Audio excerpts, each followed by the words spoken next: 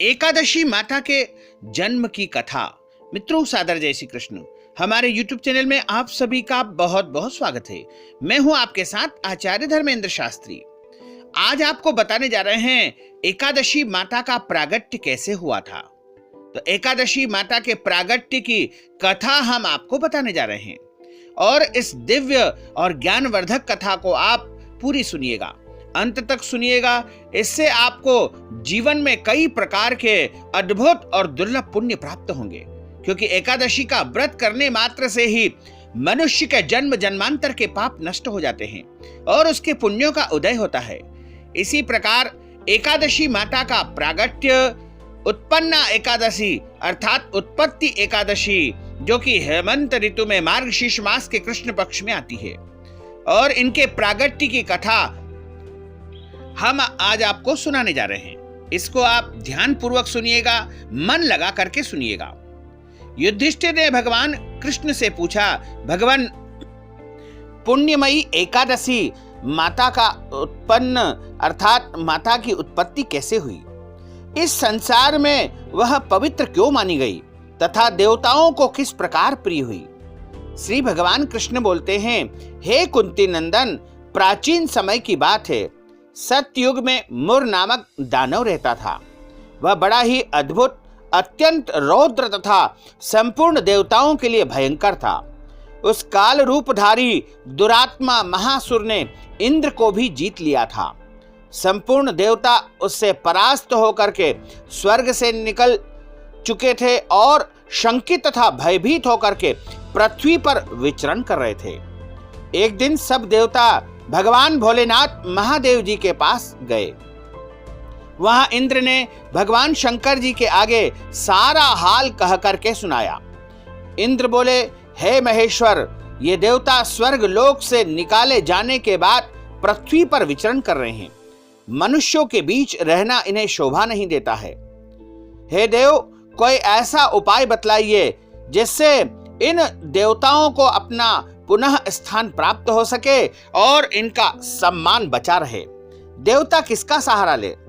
महादेव जी ने कहा कि हे देवराज इंद्र, जहां सबको शरण देने वाले, सबकी रक्षा में तत्पर रहने वाले जगत के स्वामी भगवान गरुड़ध्वज विराजमान है, वहां पर तुम जाओ। वे तुम सब लोगों की रक्षा करेंगे। भगवान कृष्ण कहते हैं कि हे युधिष्ठिर, भगवान भोलेनाथ महादेव जी की बात को सुनकर के परम बुद्धिमान देवराज इंद्र संपूर्ण देवताओं के साथ क्षीर सागर में गए, जहां भगवान गदाधर नारायण शयन कर रहे थे, सो रहे थे। इंद्र ने हाथ जोड़ करके उनकी स्तुति की। इंद्र बोले, हे देव देवेश्वर, आपको बारंबार नमस्कार है। हे देव, आप ही पति है, आप ही हमारी मति है, आप ही कर्ता हो, आप ही कारण हो, आप ही सब लोगों की माता और आप ही सब जगत के पिता हो। देवता और दानव दोनों ही आपकी वंदना करते हैं। हे पुंडरीकाक्ष, हे मधुसूदन, हे माधव, आप दैत्यों के शत्रु हैं। हे मधुसूदन, हम लोगों की रक्षा कीजिए।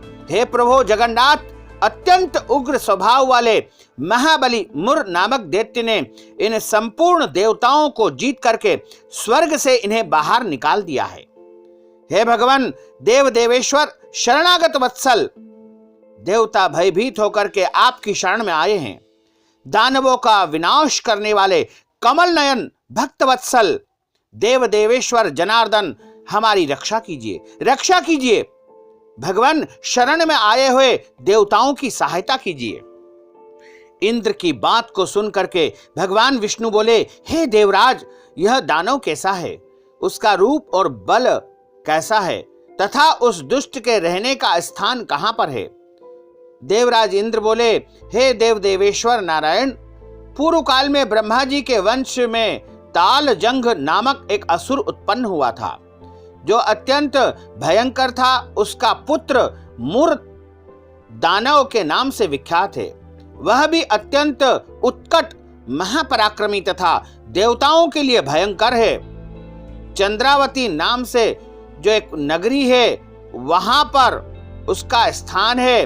उस दैत्य ने समस्त देवताओं को परास्त करके स्वर्ग लोक से बाहर निकाल दिया है और उसने एक दूसरे ही इंद्र को स्वर्ग के सिंहासन पर विराजित कर दिया है। अग्नि, चंद्रमा, सूर्य, वायु तथा वरुण भी उसने दूसरे बना दिए हैं। हे जनार्दन, मैं सत्य बात बता रहा हूं, उसने सब कोई दूसरे ही बना दिए हैं। देवताओं को तो उसने उनके प्रत्येक स्थान से वंचित कर दिया है। इंद्र की यह बात सुनकर के भगवान जनार्दन नारायण को बड़ा क्रोध आया।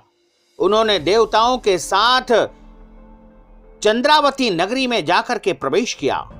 भगवान गदाधर ने देखा कि दैत्यराज बारंबार गर्जना कर रहा है।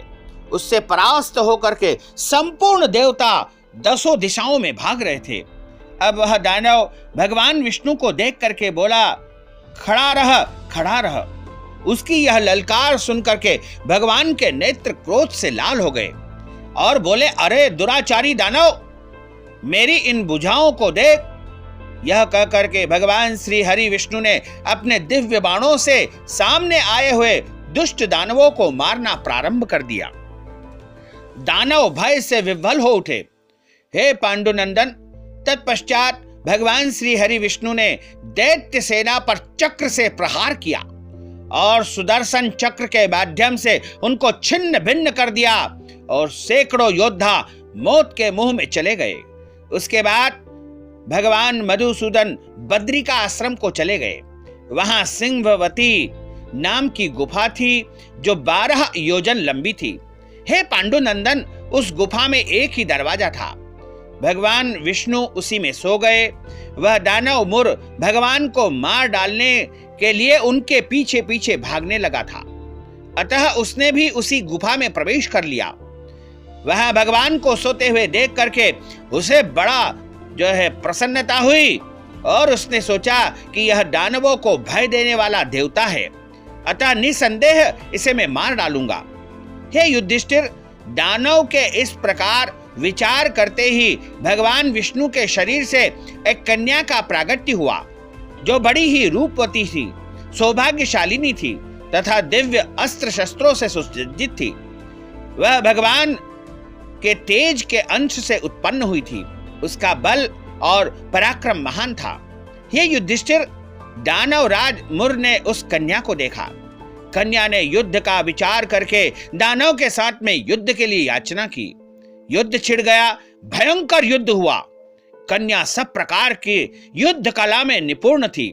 वह मुर नामक महान असुर, उसके हुंकार मात्र से राख से वह ढेर हो गया। दानव के मारे जाने पर भगवान जाग उठे। उन्होंने दानव को धरती पर इस प्रकार निष्प्राण पड़ा देख करके कन्या से पूछा, यह मेरा शत्रु अत्यंत उग्र और भयंकर था, किसने इसका वध कर दिया है? तब वह सुंदर कन्या बोली, है स्वामिन, आपके ही प्रसाद से मैंने इस महादैत्य का वध कर दिया है। श्री भगवान ने कहा, हे कल्याणी, तुम्हारे इस कर्म से तीनों लोकों के मुनि और देवता आनंदित हुए हैं, अतः तुम्हारे मन में जैसी इच्छा हो उसके अनुसार मुझसे कोई भी वर मांग लो। देव दुर्लभ होने पर भी वह वरदान मैं तुम्हें दे दूंगा, इसमें तनिक भी संदेह नहीं है।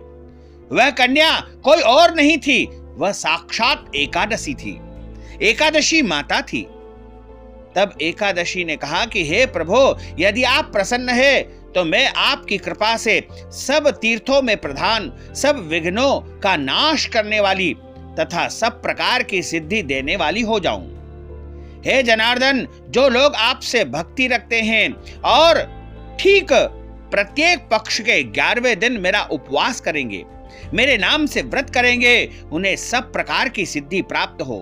हे माधव, जो लोग उपवास, नक्त भोजन अथवा एक भुक्त करके व्रत का पालन करेंगे, अर्थात पूरे दिन फलाहार करके व्रत करेंगे या फिर एक समय भोजन करके भी व्रत करेंगे, उन्हें आप धन, धर्म और मोक्ष प्रदान कीजिएगा और उनकी समस्त मनोकामनाओं को पूर्ण कर दीजिएगा। श्री हरि विष्णु बोले, हे कल्याणी, तुम जो कहती हो वो सब पूर्ण हो जाएगा, तथास्तु। भगवान श्री कृष्ण कहते हैं कि युधिष्ठिर, ऐसा वरदान प्राप्त करके महाव्रता एकादशी माता बहुत प्रसन्न हुई और दोनों पक्ष के 11वें दिन एकादशी समान रूप से कल्याण देने वाली है। इसमें शुक्ल और कृष्ण का भेद नहीं करना चाहिए, अर्थात शुक्ल पक्ष में भी और कृष्ण पक्ष में भी, दोनों पक्ष में समान रूप से एकादशी फल प्रदान करती है। यदि उदय काल में थोड़ी सी भी एकादशी, मध्य में पूरी द्वादशी और अंत में किंचित त्रयोदशी हो तो वह त्रिस्पर्शा एकादशी कहलाती है। वह भगवान को बहुत ही प्रिय है। यदि एक त्रिस्पर्शा एकादशी का उपवास कर लिया जाए तो 1000 एकादशी व्रत का फल प्राप्त हो जाता है, तथा इसी प्रकार द्वादशी में पारणा करने पर अर्थात व्रत को खोलने पर 1000 गुना फल प्राप्त होता है। अतः मनुष्यों को दोनों ही पक्ष की एकादशी का व्रत करना चाहिए। जो मनुष्य एकादशी का उपवास करता है वह वैकुंठ धाम में जाता है, जहां साक्षात भगवान गरुड़ध्वज श्री हरि नारायण विराजित रहते हैं। जो मानव हर समय एकादशी के महात्म का पाठ करता है उसे 1000 गौदान का पुण्य फल प्राप्त होता है। जो दिन या रात में भक्ति पूर्वक इस महात्म का श्रवण करता है, श्रद्धा पूर्वक इसको सुनता है, उसके जन्म जन्मांतर के पाप नष्ट हो जाते हैं और उसके पुण्यों का उदय होने लगता है, और उसके जीवन में जो जो भी मनोकामनाएं होती है, जो जो भी अभिलाषाएं होती है, वह तत्काल पूरी होने लगती है। इसमें कोई भी संदेह नहीं है। बोलिए एकादशी माता की जय, श्री लक्ष्मी नारायण भगवान की जय, श्री वृंदावन बिहारी लाल की जय, गोपाल कृष्ण भगवान की जय। अच्युतम केशवम राम नारायणम कृष्ण दामोदरम वासुदेवम हरे, श्रीधरम माधवम गोपिका वल्लभम, श्री जानकी नायकम श्री रामचंद्रम भजे, जानकी मनोहरम सर्वलोक नायकम, श्री शंकरादिसेवितम पुण्य नाम कीर्तनम, श्री राम राम राम राम राम नाम तायकम, रामा कृष्णा वासुदेवा भक्ति मुक्तिदायकम, रामा कृष्णा वासुदेवा भक्ति मुक्तिदायकम, रामा कृष्णा वासुदेवा भक्ति मुक्तिदायकम। बोलिए एकादशी माता की जय। मित्रों, आप सभी से हमारा विनम्र अनुरोध है कि इस दिव्य और पुण्य वर्धक कथा को अधिक से अधिक लोगों को शेयर करिएगा, लाइक करिएगा, कमेंट करिएगा, और यदि अभी तक आपने सब्सक्राइब नहीं किया है तो अभी और इसी समय सब्सक्राइब अवश्य कर लीजिए। आपको और आपके पूरे परिवार को सादर जय श्री कृष्ण, सादर धन्यवाद।